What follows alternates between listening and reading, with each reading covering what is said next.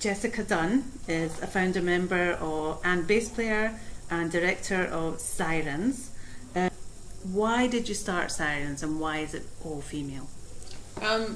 It was started by myself and my friend Harry, and we met doing Sandy Evans and Seema's Young Women in Jazz course.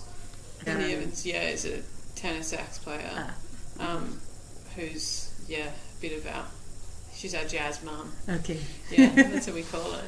Great. So Harry and I met doing that course, and it just groups female musicians into small ensembles, and you get given a tutor who's a female musician from the a professional female musician to take you for sort of 10 weeks, and then you do a concert at the end. And for the first time, I guess these other musicians were meeting all women when we were used to sort of meeting, mostly guys, as the scene was mostly guys. Got the opportunity to apply for the Jan Rutherford Memorial Award. And Jan Rutherford was a piano player, She's a piano player who passed away, and they started this award to give out annually to young female musicians to assist them in their career and to give them a leg up professionally. And you sort of get the opportunity to do a recording. You get to do a gig at the Sound Lounge, which I think great stuff like that. So, and I mean, I guess really, to be honest, without that, it would have been really hard for us to start. Right. Yeah. How big is the band? 17 piece. Right. Okay. Yeah. So great. And so when you first started, what was the reactions, or what were the reactions of the sort of jazz community? Or really mixed. So I mean, the band, we have got some sort of negative things that have happened.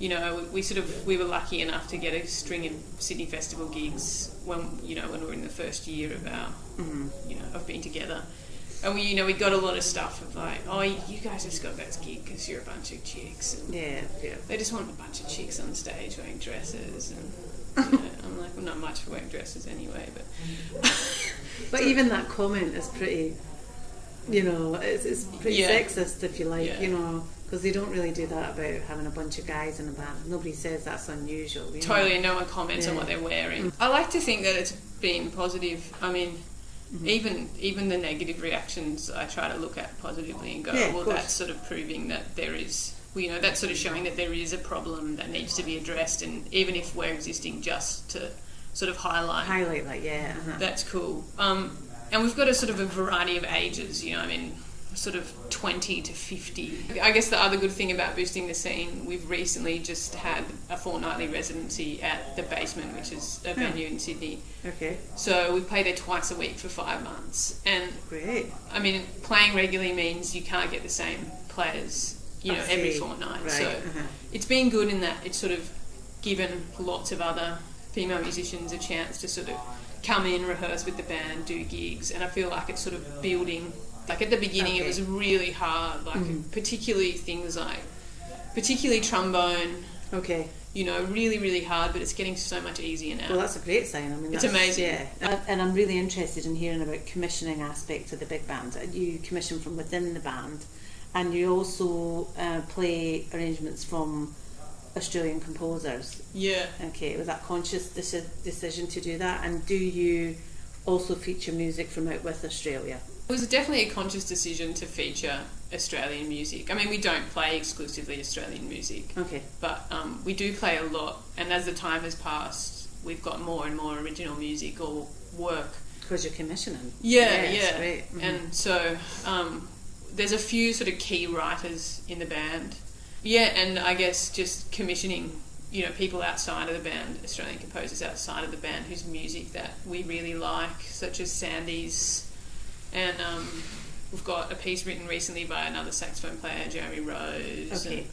And, just lots of stuff. So you're not exclusively commissioning women? No. It's generally just whoever's music we like. Yeah, of course. Repertoire, Our students have played some of our stuff for their, their final HSC, their Year 12 exams. And so it's just, it's been great. Going on to developing young talent, can you tell me a bit more about your mentoring schemes?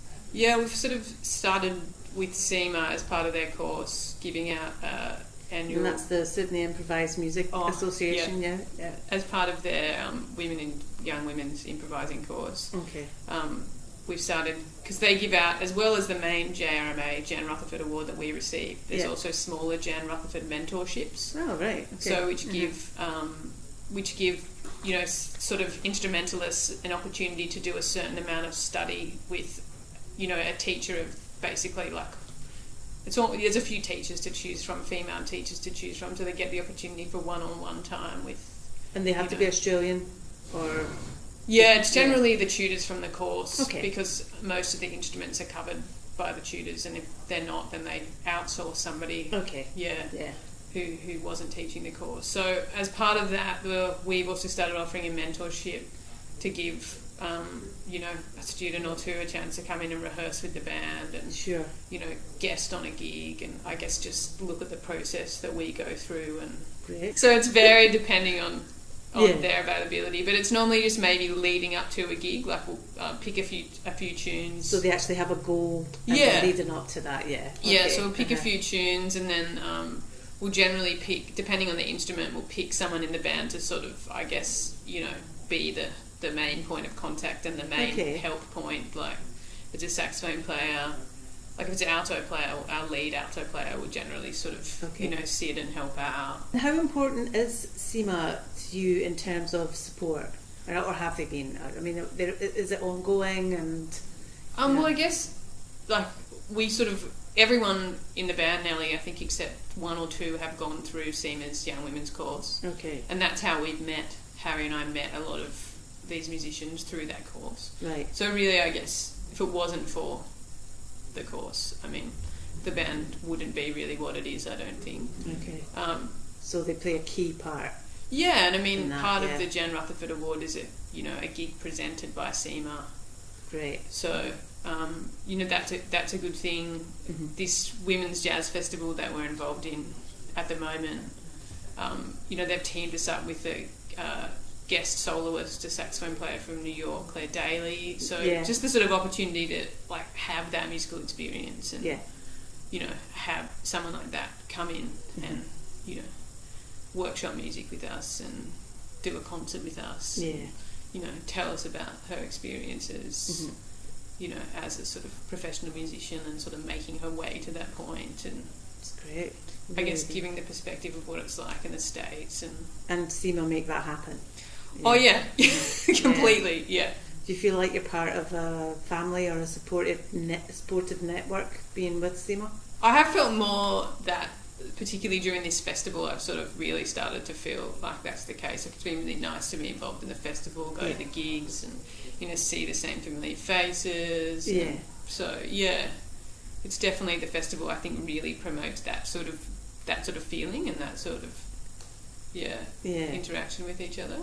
Okay, and well, I just want to thank you, because we're probably running out of time here, but thank you for giving me your time. And if we wanted to hear some of the Sirens music, do you have any recordings that people can buy online? Or we do, yeah. If you just go to our website, www.sirensbigband.com, there's a link to our Bandcamp site, and you can have a listen via CD, either digitally or a hard copy. Okay, that's fantastic. Well, thanks very much, Jessica. No worries.